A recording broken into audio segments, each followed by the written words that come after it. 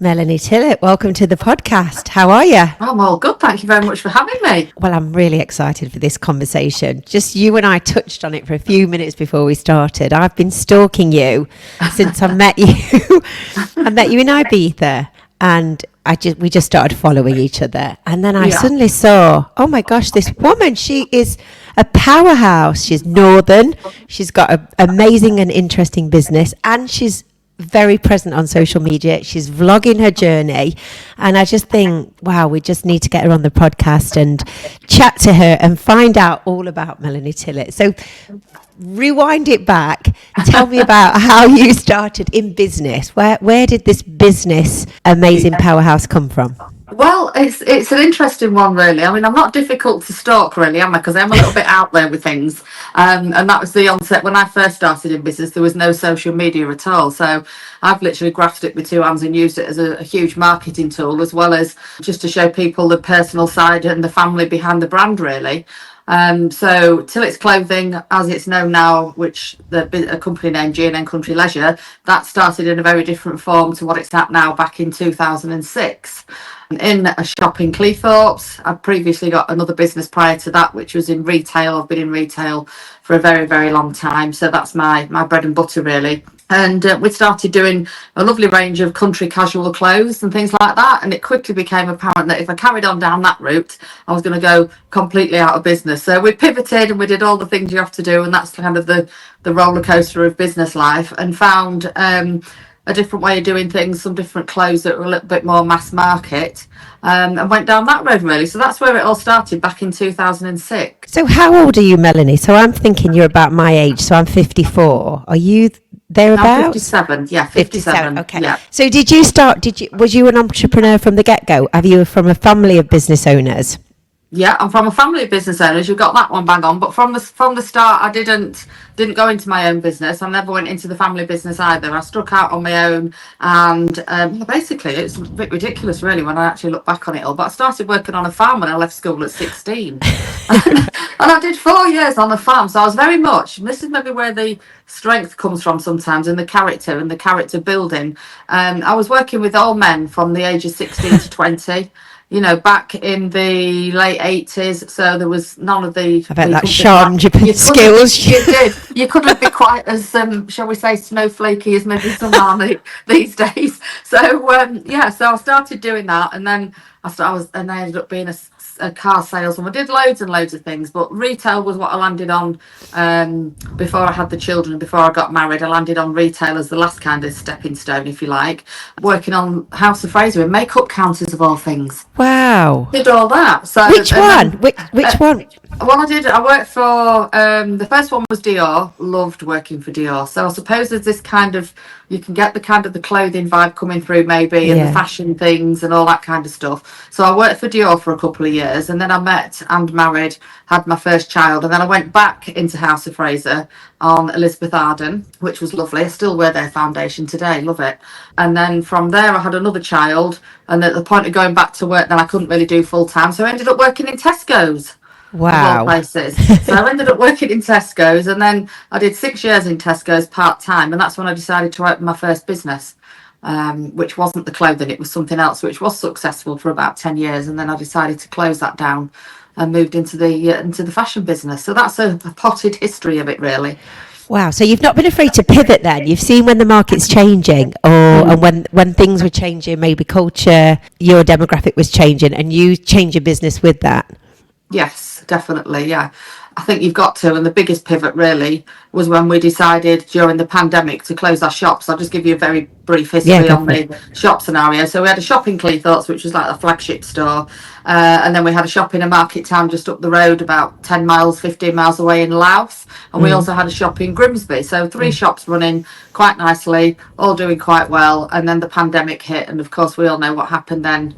It was, I went into meltdown for about a week, and then we started doing the Facebook Lives and the social media. We'd grabbed it from day one, and we'd got a decent following on there. So we took the decision to build that online business as well. And we kind of started doing that in the 2 to 3 years prior, we realised that that was going to be our biggest area of growth because it was UK wide, worldwide, whereas your shops, you're only ever going to get so many people in at one time. So we closed the shops during the pandemic and we went purely online. And we continued to do the live video during the pandemic as well. We picked lots and lots of new followers up because people were sat at home doing nothing, and we were entertaining, and I did little cookery demonstrations and all sorts of things we used to do to keep people company, and we got a huge following during the pandemic, or the following grew a lot during the pandemic. So yeah, so as far as pivoting goes, you've got to keep your eye on things really, and prepare yourself for change, which there's always change in the world and in business, isn't there? Totally in business, and you've always got to be looking left and right, haven't you, and seeing what's Right. coming up with. Were you heavily invested in social media prior to that? Had you got accounts? Was you doing a lot of social media when you got the shops open? Were you using social to its potential at that stage? Yes, we were. Once we opened the shops, once things like Facebook came on, we were big into Facebook because we sort of, well, basically identified it as free Free advertising. advertising. Yeah, it's a little bit like in the early days of TikTok. You know, you're looking at now the big influencers on TikTok are the ones that grabbed it in the early stages and went with it, and they're all the ones that have been going on Virgin Cruises for free and all over the place, you know, and are now running businesses on the back of their TikTok. We didn't pick up on that one quite so much because for our demographic it wasn't really their thing. It's a little bit younger, but with regards to Facebook, which is our largest platform, we were straight on that. I'm going to say, I might be wrong with this, but I am going to say I think we was probably one of the first companies to do the live fashion shows, which I still continue to do now. Found the little live video button one day on the Facebook and I thought, what's this? I was in the shop and I thought, what's this? I'll press it, and I pressed the live thing, and all of a sudden there was hundreds of people. We just said hundreds of people watching. So I just went around the shop saying, anybody like this dress? And people going, I love it. Where are you? Who are you? And all that. So that's how that started, really weirdly. And we continued on with that one. And then obviously we've gone on to Instagram now, TikTok we do a bit on, and all sorts. So yeah, always So you saw that come. I think, you know, I started in business at 17, so 87. So to get people into classes and fitness at that time, it was literally door-to-door leaflets. So to now, and that was hard. Yeah, and that was putting advertisements in the local paper and how much that would cost and all of those things. So now sitting at home, posting on social media, is just the easiest thing compared to how it was. Don't you agree? I absolutely agree. Yeah, I used to get the newspapers coming in regularly into the shop. Yeah. Asking for, you know, I don't know, something ridiculous for a half a page spread, and I go, well, I don't know how it's working unless you put. It was so difficult, but with the onset of the social media, you can look at how many views you've had, how many followers you've got, everything. And if you really dig into, I mean, I've got a team of people that look after that nowadays, but back then it was instant. You would go on and do a live video, and instantly your website would be ping, ping, ping. You know, it was an absolute no-brainer for us. And the same for kind of your industry as well. You've been able to spread your word so much further about how important it is for women of our age to keep fit. I mean, that's another story for me. But how important it is for women of our age to take control of the health and fitness, really. But you can spread that word so much easier when you've got a platform. It's incredible. It still blows my mind every day. I look at social media and think, I can really reach this many people from here. It is phenomenal. So who is your Tilletts customer? Who is she? Our Tilletts customer, we say really from 45 upwards, anywhere up to 80s. I think our oldest customer's probably been in her 90s. Somebody's brought a nana a cardigan, you know, or something like that, or a little frock, and they love to share their purchases with us. We've got a VIP group, but they are that kind of age group that we've had to teach them almost how to shop online, if that makes sense. Okay, yeah, absolutely. They weren't very up to speed with I don't know, maybe the odd discount code, or just really, really not used to it because, the pandemic basically shut the high street down and it's never recovered, as we all know. So our ladies have really had to learn how to shop online. And I think also the live video that we do every day, and pretty much like you and I are talking now, I talk to my customers like this. If they've got any issues, they can get in touch. We've still got a phone line that they can pick up. But that customer is a lady that's probably worked all her life. She's probably maybe part-time now, maybe completely retired, is looking for some inspiration. She's definitely either there, gone through it, or about to go through the menopause. She's out the other side of it. She could have lost her confidence. probably lost her way with fashion, sticks to the same old thing, not quite sure, kind of admires people from afar and thinks, oh, I don't think I'd dare wear that. And my mission in life is to get those women that are completely stuck like that are a little bit lost, the kids have maybe left home, and they don't quite know where they fit in life, because you get forgotten a bit as you get older. They kind of think, well, I'm out there to say we're not forgotten, we're here. If we want to wear leopard prints at, first thing in the morning or last thing at night, we can wear it whenever the heck we want to wear it. Do you know what I mean? And don't be told what you should and shouldn't wear by anybody. If you're comfortable, you want to give it a go, and different colour, or I'm all about inspiring them into feeling. One of our things is confidence, comfortable and complimented, because all those three things are just brilliant. If you get a compliment, you feel fab. If you're comfortable, even better. And confidence, if a little bit more confidence comes from any of those two things, or anything that we do, and I'm happy with that. Oh my gosh, this is gold. This is golden.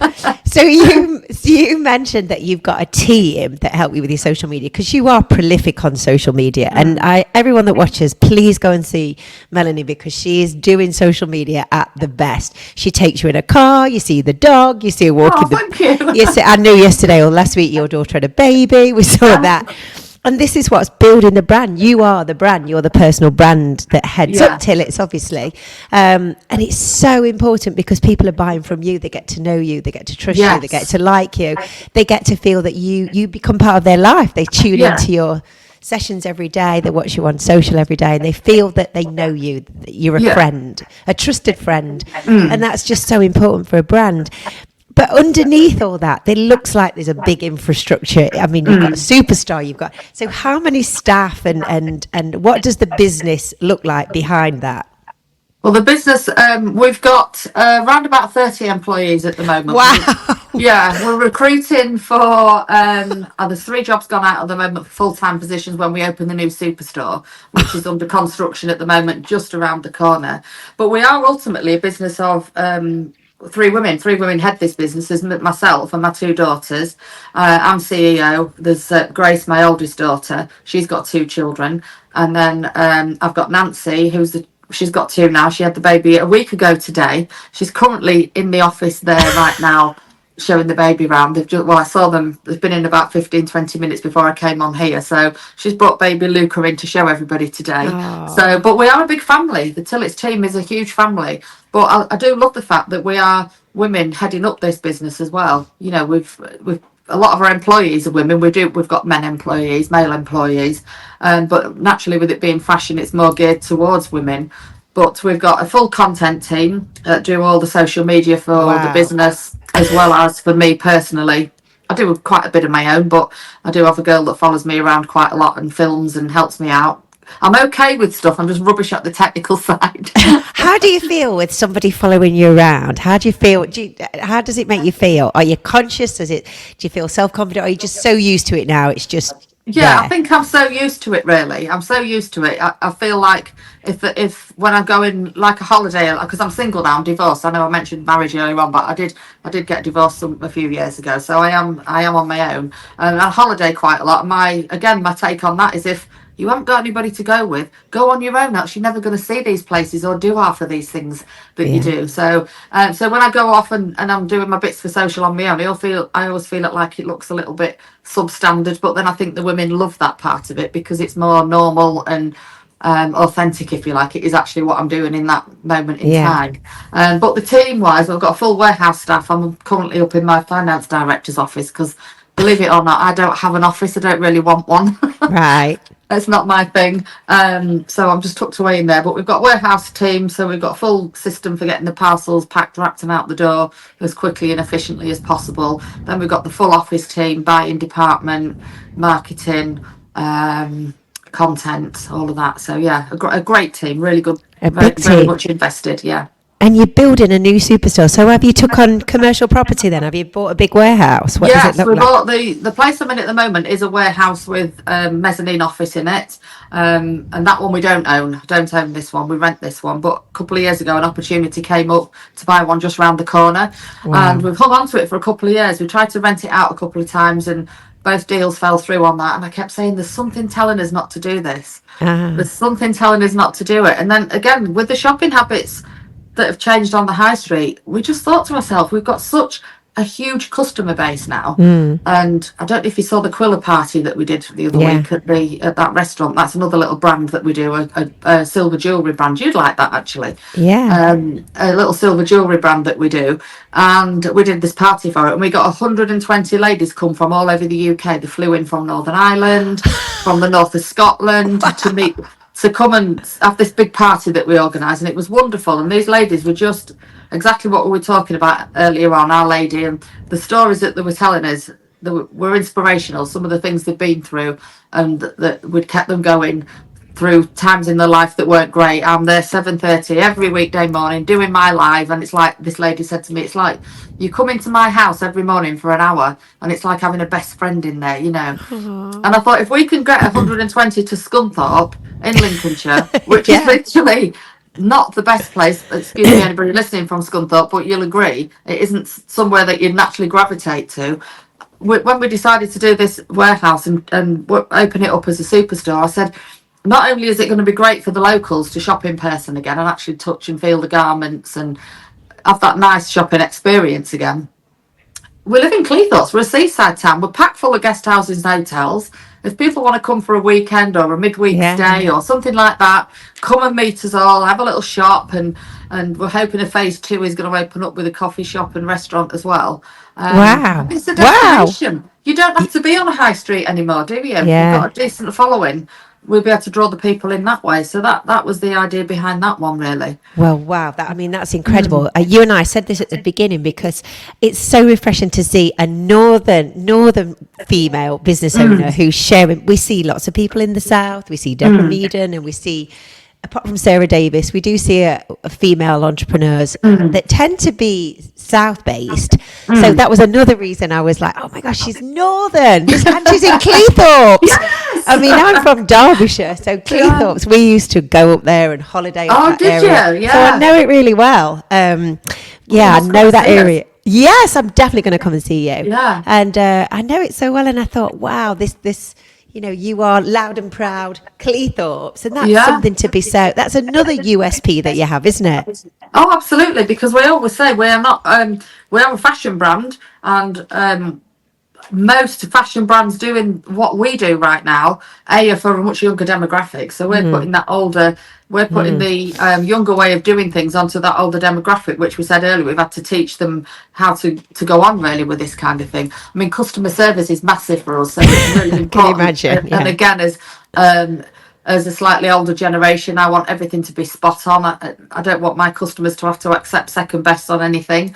But as far as being in the north, doing what we do, we're not stereotypical. And most fashion businesses like ours are Manchester based or London. Not really much in between, Manchester or London. But for somebody to strike out and do what we've done and bring a fashion business here to North East Lincolnshire, Cleethorpes, and actually run the whole thing as a warehouse, it has its logistic issues from time to time, because certain companies, when they ship stuff in from abroad, they'll only ship it to London or Manchester, so we're logistics like that. But without getting into too many detail, we are a little bit of a one-off, being tucked away where we are in Lincolnshire.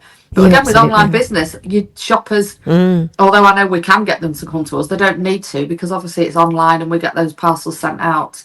It's fascinating. So what next for Tilletts? What's the plan of attack? What's the growth plan now? Where are you going next? Well, the plan next obviously is to get the superstore up and running. That's the next thing.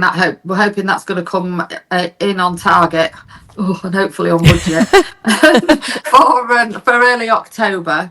And then after that, it's just going to be pressing on with, just growth, just trying to find those new customers, really, trying to find the best ways to find the new customers. So we're looking at things like, traditional styles, again, for social media influencers and things like that, huge nowadays, as you'll know. If you can hook up with the right people, you can get extra followers and all the rest of it.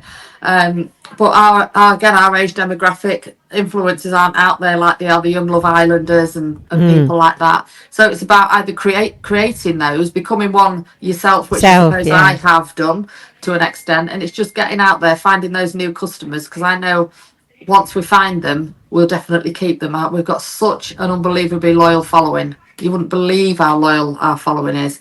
And the customers are lovely, and they're really tuned into us as a family and as people. So for growth, it's just about finding those customers and finding new ways to get them as well. Got it. So for your stock and your range, how does that look? Sort of talk us through the types of things that you're selling, and how often does it turn over, and different seasons. Tell us a little bit about the actual clothes.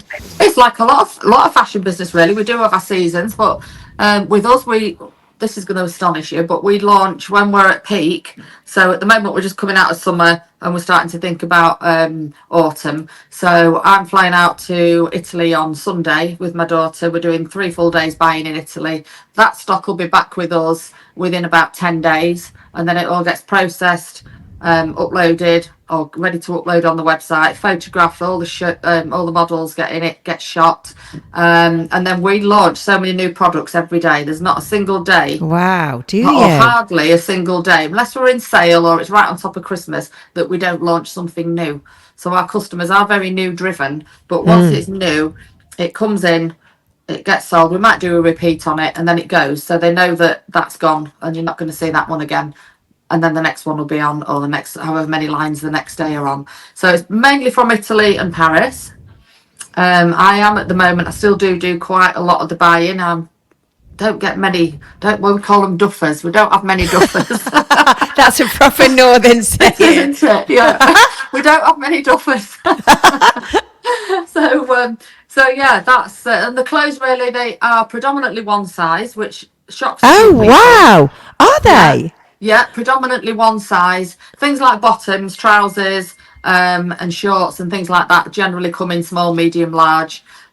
Jeans we do in sizes 10 to 22, but predominantly most of what we sell is one size clothing, and we give you an indication. Yeah, we give you an indication of what it looks good on from and to. So it could be from a 12 to a 16, 12 to a 20, 14 to an 18, or whatever. So that's how it works. And from a business perspective, it's brilliant because you never get left. Yes, you never get left with those odd sizes. So it's about educating the lady into understanding what the one size looks like. They use me as a guide on a live, for example. I'm moving around in it. I can show the fabric close up to the camera, and I can tell you that I'm a size 12 with my size boobs and blah blah blah. And they use me as a guide. So if they're a little bit bigger than me, they kind of go, yeah, I think that would work for me. And once they get into it, it really is great. It really does work. And you're not then, Rachel, you're not how do I usually describe it? You are not identifying yourself by a size, are you? You're not saying that's I'm genius. Not a size, I'm not a size 18. And people go, what size is it? I love that top. What size is it? You don't have to say, oh, actually it's a 20. You say, well, it's a one size. That is genius. Genius. You're not kind of judging yourself, or other people are not judging you by a size. There's nothing worse than when you go to a shop and you've put a bit of weight on. You used to be a 14 and all of a sudden you're in a 16. You feel terrible, don't you? Mm-hmm. But with us, this will fit you whether you're a 16 or whether you drop a bit of weight and you're down to a 12. So wow. And was that a conscious part of the brand? You saw that, or have you always been one size? We've always been one size. Genius. Yeah, it was the original.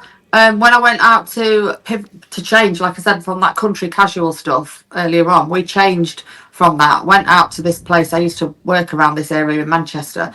And I said there used to be a few wholesale fashion places, so we went to have a look, and quite a few of those were doing this one size stuff, and that's how we got into it. But of course, me being me, and most of them were men buying for women. Most of those wholesale businesses were run by men, and I kept saying, they don't know what to buy.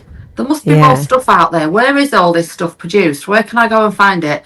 And it took me a while, but by kind of have a sneaky look on desktops for addresses and God knows what invoices and things. You do what you do, don't you? Anyway, I identified where I needed to go for it out in Italy, and hopped on a plane, and oh my God, the world was our oyster after that with it. Oh, so, wow. That is genius, because that's a problem with so many fashion brands, isn't it? It's just the stock that you don't sell, and then your profit sits in that stock that you never sell, doesn't it? Yeah. And it's difficult because we do shoes and footwear as well, but it's the bane of our life because sizes 3 to 8, always left with a 3, always left with an 8. But that's how it is, and it's the same with clothing. As much as we get lots of ladies all say, please do bigger, or please do smaller, please do smaller. It's always that mid-range that sells, That so sells. yeah. Would you say that you are highly ambitious? Are you still really driven? Do you wake up every morning and be excited about the possibility in front of you, Melanie? 100%. 100%. I think if you run a business like I do, and it's a huge responsibility as well, all those people, 30 people to keep in jobs, and just starting off the superstore, I am still hugely, hugely driven. Yeah, very ambitious. I'd love to see it, skyrocket. Oh, and it I'm will. just looking for that golden nugget sometimes to make it do that, because I'm also at the age where I am a little bit risk averse now as well. Okay. I haven't got that age on my side to be taking big risks with money. I want to know that I've only got myself to look after me, if that makes sense.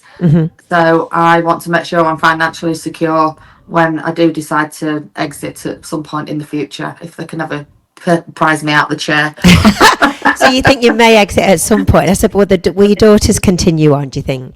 Yes, yeah, definitely, You've got that 100%. plan. Yeah, yeah, both of them are both very keen, very much like me. Obviously, Nancy's off a little bit at the moment, but she's just come in to show the baby. She's straight in there talking to somebody about some jewellery and one thing and another. I'm thinking, you're not even supposed to be here. Oh, well, I think when it's But your own business, your own empire, yeah, you, yeah, I you bet do. Yeah, you want to I'm get not prissy involved. over it. I do know that at some point I do need to take a step back and let them get on with it. Not that I'm not over controlling. I'm very good at letting other people. Um, as a family business, dynamics can be strange sometimes, but I'm not Challenging. one of those that everything I say goes. It's not like that at all. We have good conversations. We've got good managers as well. So, That's but yeah, as far as being driven, I still am. Otherwise, I won't be getting up at 6:15 every morning and standing there and doing the lines at 7:30. I know how that feels. I do the same Yeah, every day. yeah. That's you touched on family businesses. I worked in a family business. My mum and dad had pubs, so we, from a young Ah, age, had to work in the pub. And it yeah, does. A family business dynamic is like no other business, and definitely. it can make or break the family, Yeah, can't it? How yeah. do you navigate that with your two daughters? Well, we've a good few years ago now, we've been working with a guy called John McHale, and he's from a business coaching franchise called Action Coach, and we started working with him. It must be 7 or 8 years ago now, Yeah. and he has been absolutely brilliant for us. What he's done and how he's coached us through, it's like everything, isn't it, in a sport? David Beckham didn't become a top football player by just going out and doing it on his own and winging it. He Yeah. he was coached into how to play football properly. There's an element of talent there, obviously. So I always use that analogy, really. Football, sports coaching, whether it's swimming, athletics, whatever it might be. Business is the same. When you start in business like I did, it's easy. You open a little shop, you buy that for that, and you sell it for that, and somewhere in the middle that pays all the bills, and a Yeah. bit of a wage if you're lucky. But when you want to start to grow and you get serious about what you do, more serious, more driven, if you like, about what you're doing. So we took on John as our coach, as our business coach, and so that's really, we got the structures in place, we got the systems, processes. You'll know all this. And the girls, yeah, I've lost my train of thought for a moment there, but yeah, so my girls have not been sort of highly educated with university or anything like that, but the best education I've given both of those is the business coach that's come into the business week in, week out, guided That's us, good. and also we employ now quite a few consultants from other businesses, or people that have run businesses that probably exited and now doing a bit of consultancy work, and I find that really useful. You can actually buy in the bits of information or the help that you need when you need it, kind of thing. And so for the girls to carry on after me or to keep going with it, yeah, I think that's definitely. That's interesting. And do the coaches that you use, are they local? Do they come into the business physically, or are they from around the UK? There's lots of action coaches, loads and loads of different ones around the UK. John, he actually lives near Scunthorpe, but he comes in weekly to the business. He doesn't coach myself and the girls as much these days, but he's now looking after our management team. So he'll come in and talk to them every week and help them out with to improve their skills. But the guy that actually runs Action Coach worldwide is a guy called Brad Sugars. You'd be really interested in him, actually. It's I'm gonna very have a look. similar to the I can't think, there's two or three of these really big famous American guys who do lots of business talks and things like that. Is it Robbins? Somebody Robbins? What's he Tony called? Robbins. Tony Tony. Robbins. Yeah. Yeah, kind of like that. A very much influential business character is Brad Sugars. Lives in Las Vegas now. He's actually Australian, and we were very very fortunate to be invited to go and spend a week with him. Wow. It must have been 2018. It was the year Grace got married. It was 2018, and we spent a full week in Las Vegas with 6 other businesses with Brad. Just being coached, basically being taught loads and loads of different things. So yeah, it is a franchise, so anybody could become a business coach. You can buy into that franchise and they give you the tools and the things that you need to educate people. But John's just got such a way about him. He used to run a steelworks, so he's managed to, massive teams of people, and he's just got a great way of questioning you to get things out of you that you knew was in there but you didn't know how to get them out, kind of thing. And he's been great. Yeah, just brilliant for us. Fantastic. But that week in Vegas for me was life changing. Was it? It was really Absolutely worth life changing. Yeah, it just opened my eyes up to all sorts of things and ways of doing things, and it. Wow. not only on a professional level but a personal level too. Yeah, I can imagine. Oh, really Melanie. Good. Wow, this has been amazing. What a great conversation.